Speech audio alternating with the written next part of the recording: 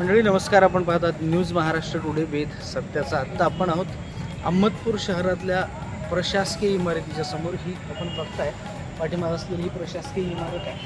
ही इमारत, या इमारतीमध्ये आत्ता उपविभागीय अधिकारी कार्यालय आणि दुसरी काही कार्यालय स्थलांतरित झालेली आहेत. आणि या उपविभागीय अधिकारी कार्यालयाच्या समोर आत्ता महत्त्वाचा जो मुद्दा आहे तो असा आहे, या कार्यालयाच्या समोर या लोखंडी खांबांच्या माध्यमातून लाईटची जी सोय करण्यात आलेली आहे मागच्या 3 दिवसांपासून.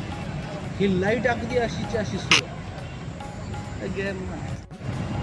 आता ही जी लाईटची सोय या इमारतीच्या समोर करण्यात आली होती, ही आता बातमीला सुरुवात केल्याबरोबर आमच्याकडे बघून ही लाईट बंद करण्यात आली आहे. मग मागच्या 3 दिवसापासून सुरू असलेली लाईट आणि या इमारतीच्या संदर्भात सुरू असलेला हा भोंगळ कारभार, प्रशासकीय इमारतीमध्ये जे कार्यालय आहे उपविभागीय अधिकारी आणि या उपविभागीय अधिकारी कार्यालयामध्ये काम करणारे जे कर्मचारी आहेत, त्या सगळ्यांचा हा भोंगळचा कारभार आहे. या ठिकाणी दुसरा एक मुद्दा जर आपण या प्रशासकीय इमारतीच्या अनुषंगानं बघितलं तर आत्ता कलेक्टर यांच्या माध्यमातून किंवा जिल्हाधिकारी कार्यालयाच्या माध्यमातून सगळ्यांना 100 दिवसांचा 7 कलमी कार्यक्रम राबवण्याच्या संदर्भानं सांगण्यात आलं. त्याच्यामध्ये स्वच्छतेच्या अनुषंगानं सुद्धा अटी शर्ती नियम आणि शहराची स्वच्छता करण्याच्या संदर्भानं सांगण्यात आलं. पण या ठिकाणी आपण बघत असाल तर त्या इमारतीच्या खिडक्यांमधून हे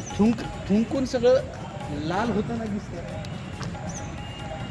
हे उपविभागीय अधिकारी कार्यालयाच्या अंतर्गत काम करत असलेले जे कर्मचारी आहेत हे सगळे थुंकून, आणि या एकाच ठिकाणी नाही तर वरच्या मजल्यावरच्या सगळ्याच खिडक्यांमध्ये हे अशा पद्धतीनं थुंकून लाल केलेलं दिसते.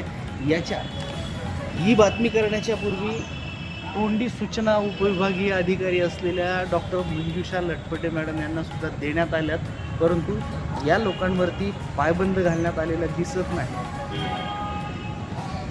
आणि ही अस्वच्छता या उपविभागीय अधिकारी कार्यालयामध्ये यांना स्थलांतरित होऊन वर्षाचा कालावधी सुद्धा लोटलेला नाही, तर ही घाण आहे, ही अवस्था आहे. तर येणाऱ्या काळामध्ये या इमारतीची काय अवस्था असेल.